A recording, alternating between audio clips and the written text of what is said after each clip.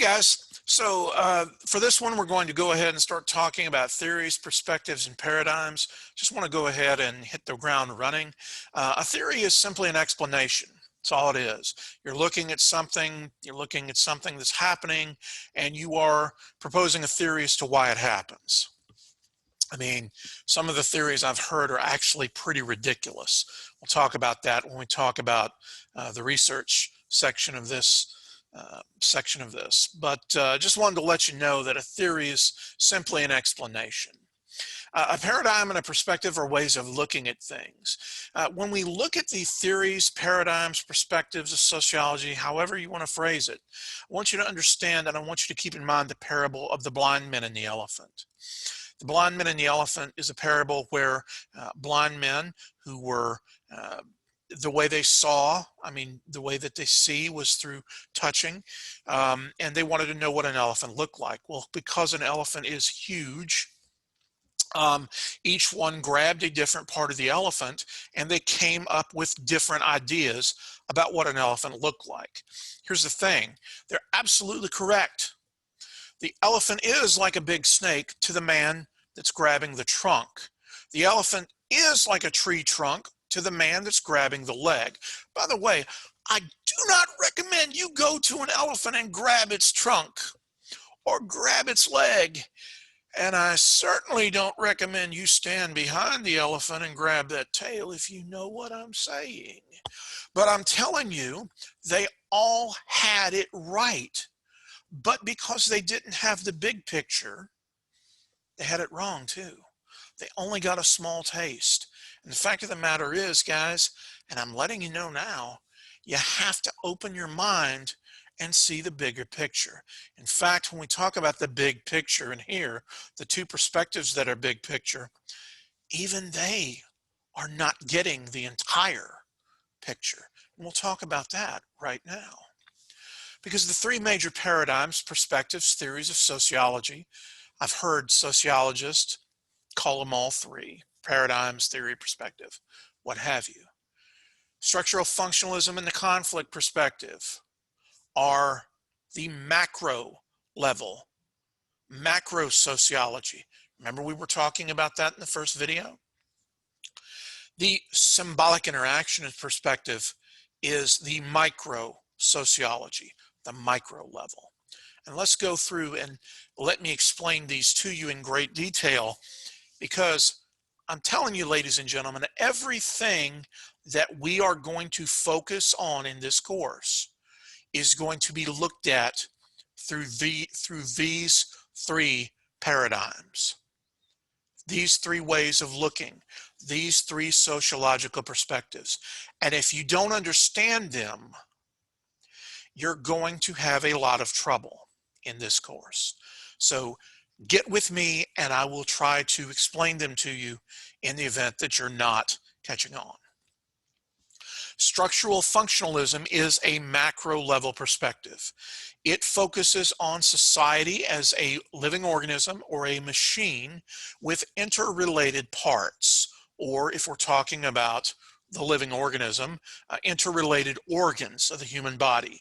Each structure in society has a specific purpose, has a specific job to do.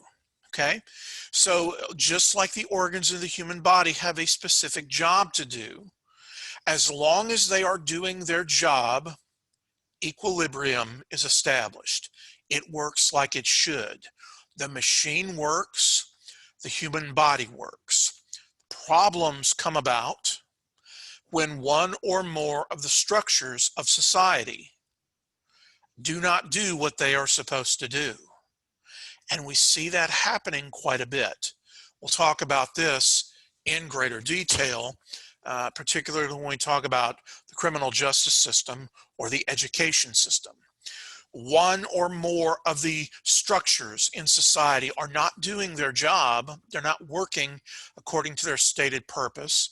And we'll talk about the functions and dysfunctions in a minute.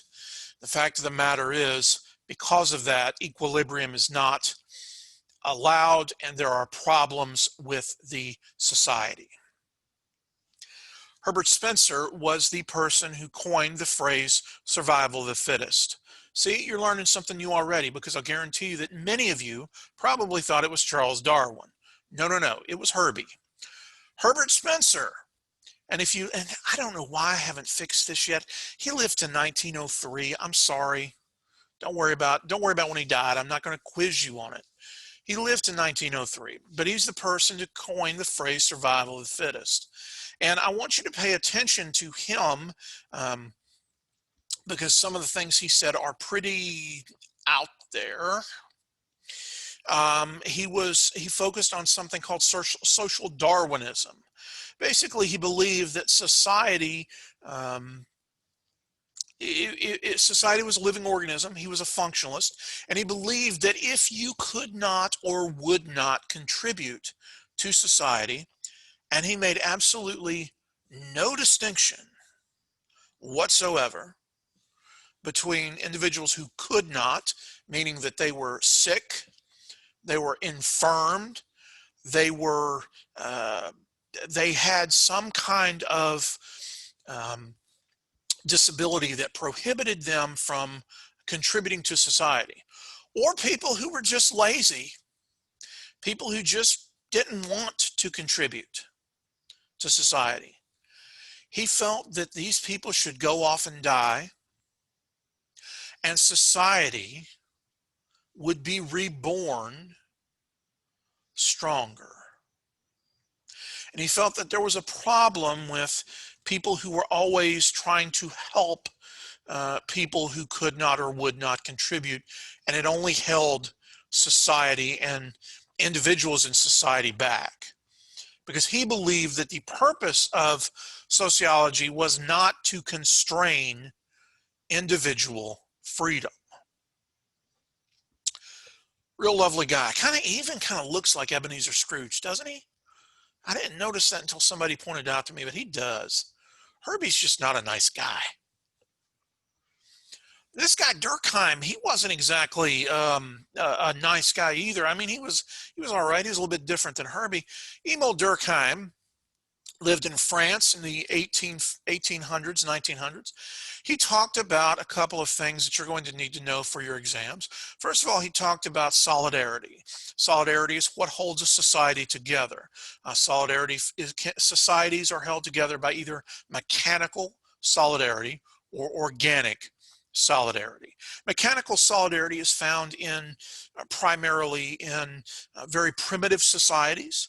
So if you look at the Amish community, for example, the Amish community is held together by mechanical solidarity. There is a strong sense of collective cohesion, strong sense of collective consciousness.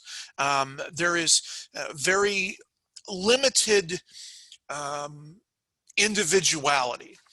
If you go to the Amish community, you will notice that they have very limited technology. They all do the same jobs because they're all farmers. They all dress the same, look the same, speak the same language. They don't have, as I mentioned, a great deal of technology, and they basically have that strong sense of cohesion. It's all about the community to the Amish folk. Whereas in an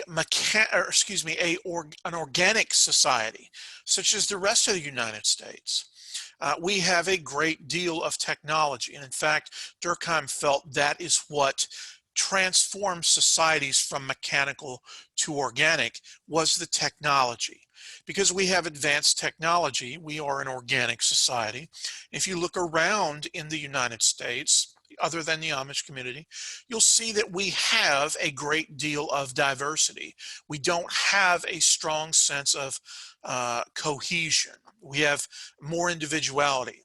And as a result, we look differently, we speak different languages, we eat different foods, we do different jobs, all of those things. We are connected through interrelation, not trying to crush individuality as the Amish community. Okay. Social facts are things that basically constrain our behavior. And social integration and anomie. I want you to understand that anomie is a breakdown of the norms of society. When our norms are simply thrown into the wind, I guess, if you will, and how integrated we are in a society. Durkheim actually studied whether or not people committed suicide. I mean, yeah, you can see from that picture, he's a cheerful looking guy, right?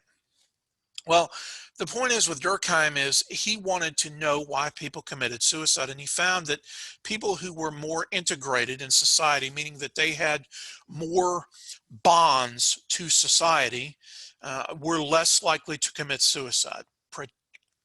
Predominantly, he actually found that individuals who were Catholic were less likely to commit suicide.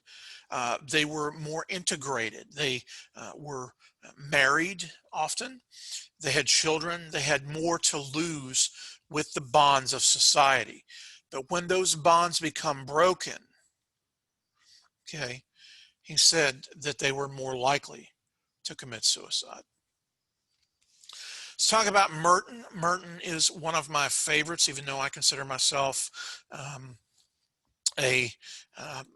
a very open-minded guy with sociological theorists. Robert Merton is one of my favorites, though. Merton talked about functions, and he said that the structures of society have, they have functions. They have manifest functions or latent functions. A manifest function means that that is the purpose of the structure. It's exactly what it's intended to do. But just because something does that what it's supposed to do doesn't mean that it doesn't do other things. So the way that I explain this is if you're talking about public schools, the manifest function of the public schools is to educate and to turn out literate and numerate students. Students, graduates. That's the manifest function. It also performs some latent functions, particularly for younger children. It allows parents, it often serves as a babysitter to allow parents to go out and work while their kids are in school. So that would be a latent function. It just happens as a result. Now, Merton also talked about dysfunctions. Dysfunctions take place when the structure in society does not do what it's supposed to do. It fails to do its manifest function. It dysfunctions or it malfunctions, if you will, but don't call it a malfunction because Merton called it a dysfunction. And we're seeing the dysfunctions of the public school system when we will talk about the criminal justice system, when we talk about race and ethnicity in here, we will see some of the dysfunctions of the public school system. So keep that in mind as well. The conflict perspective. Let me explain to you about the conflict perspective. The conflict perspective says this: we all have basic human needs. We all share needs with other people. It's not the needs that are the problem, and it's not the fact that there is not enough to go around. I know that some people like to say there's not enough to go around.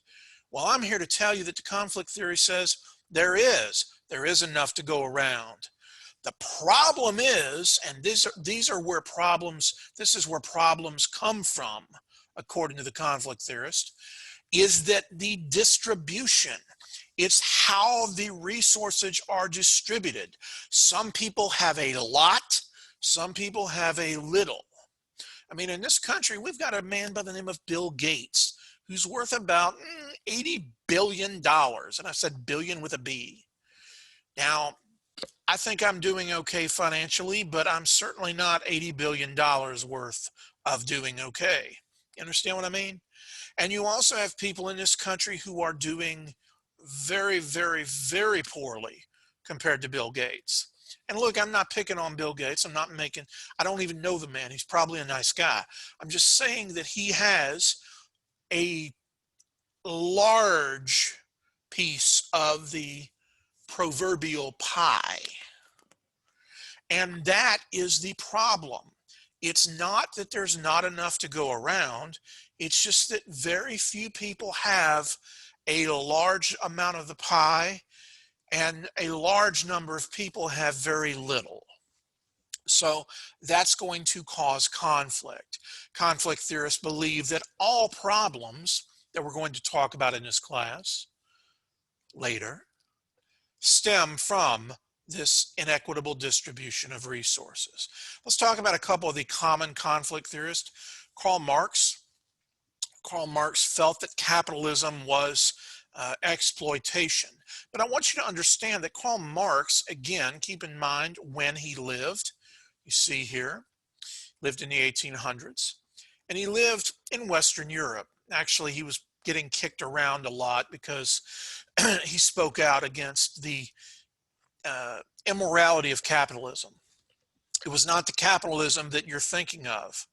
Capitalism as Karl Marx saw it, and you can see that in the video that I have provided for you about the Nike factory workers.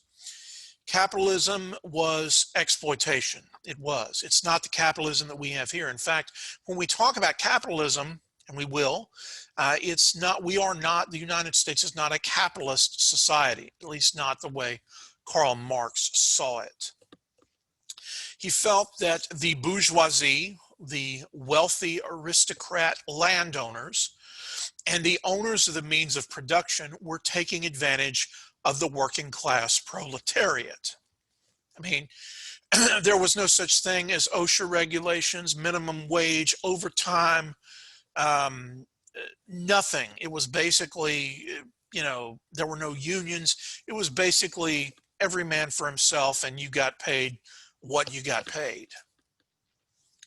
And because of that, Marx felt that many of the workers were alienated from their products, whereas somebody who, if given the opportunity to work and produce something on his own, would take a sense of pride for the work that he put in. When you are working for someone else, you are alienated from the product. In fact, the fact of the matter is you're not able to even buy your finished product at a reasonable cost. The example that I give for the modern day is talking about people who work at McDonald's. Well, I've got a McDonald's a block from my house, and I went over and I talked with the manager. I talked with the manager. He told me that during lunchtime, they do about $3,000 worth of business. That's a lot of money. That's a lot of Big Macs that are being shipped out. And the fact of the matter is, with McDonald's, I don't care where you go, you're going to find a McDonald's on every street corner, and you're going to find that they are always doing jam up business.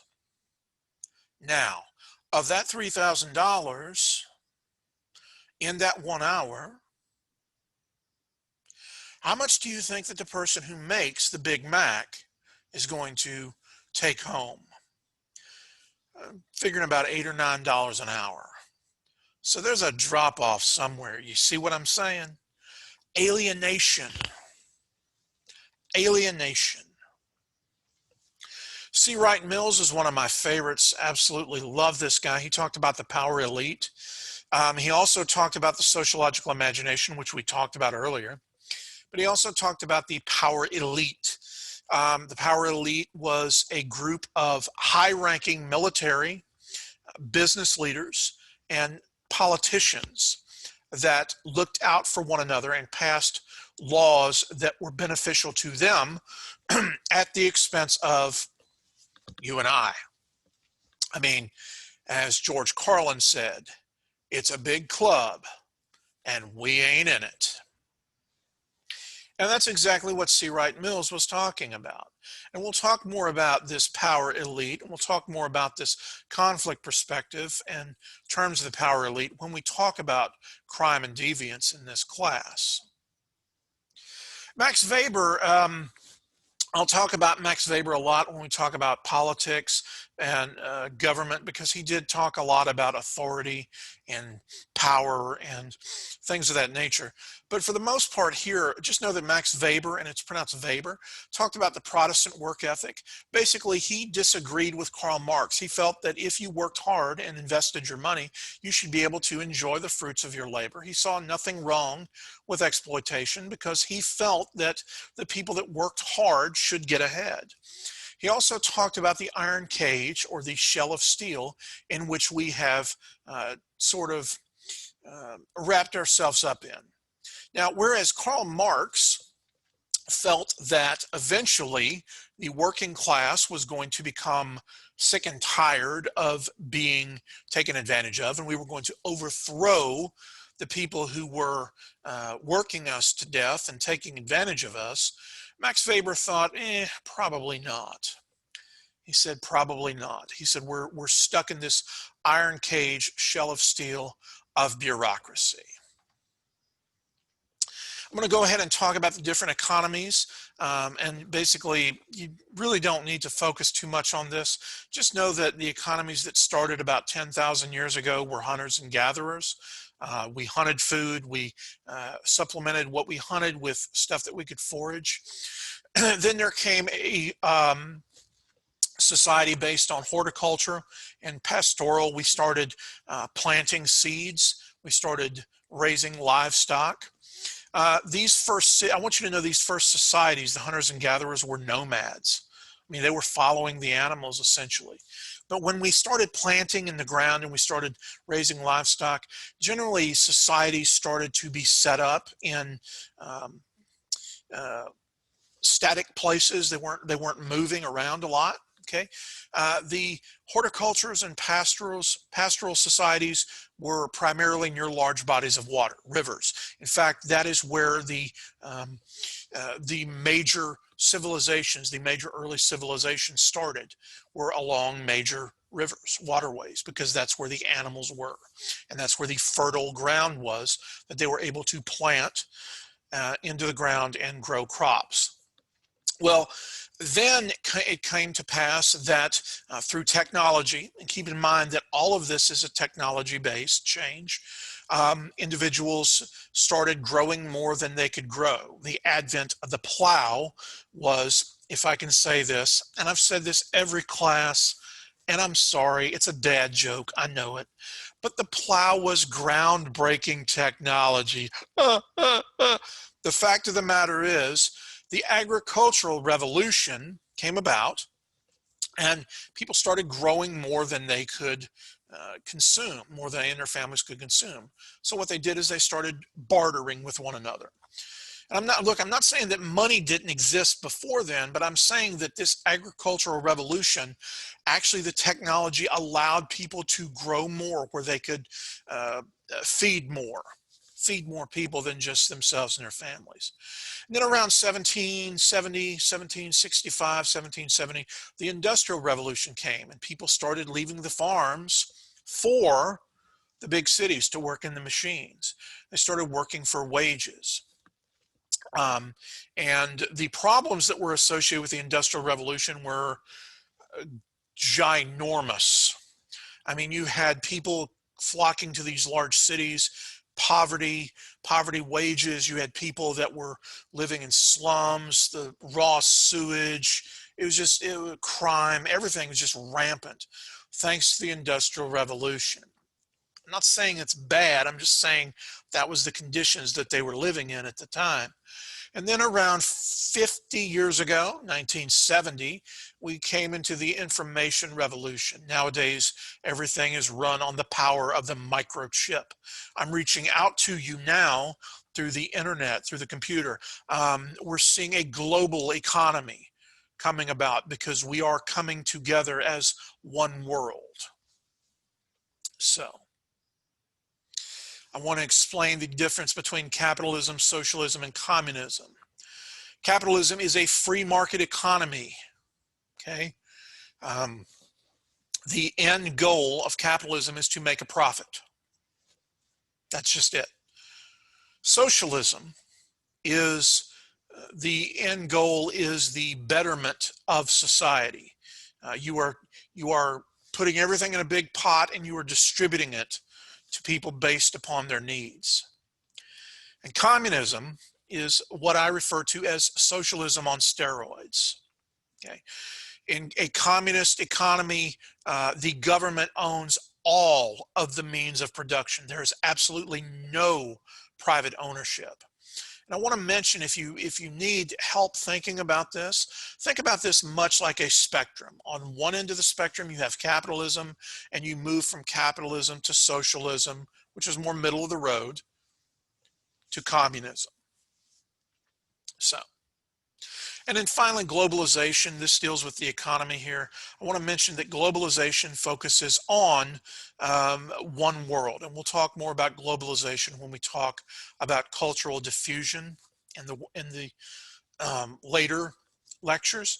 I want to mention also that I've included a short little video here dealing with McDonald's, because actually I think that's probably one of the better examples of globalization. Is McDonald's. Started in the United States, now it is worldwide.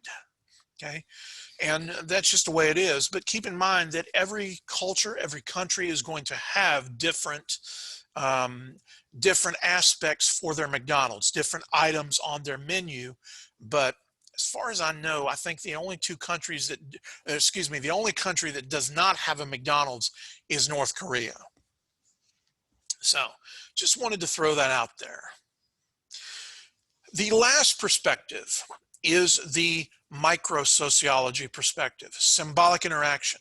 Symbolic interaction says that society serves to teach meaning through interaction with others. We are learning through interactions from society. Think of it this way. When we come into this world, when we are born into this world, we are a blank slate. We don't know. We don't know our values. We don't know what we believe. We don't know much of anything. In fact, coming into this world as a baby, the only thing you really probably know how to do are eat, sleep, drink, cry, use the bathroom, and breathe. Everything that we are, we learn. We are a blank slate, and people and the world around us writes on us, and we develop a sense of self, a sense of self-esteem, and we'll talk about that. And we, in turn, shape the world around us.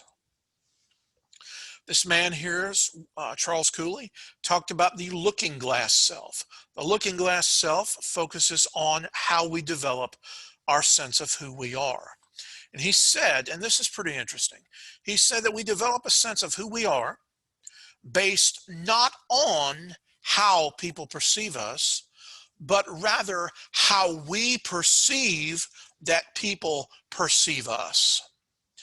If we perceive that people perceive us, particularly the people that are closest to us, our family and our friends, if we perceive that they perceive us in a negative way, we are going to develop a sense of negativity.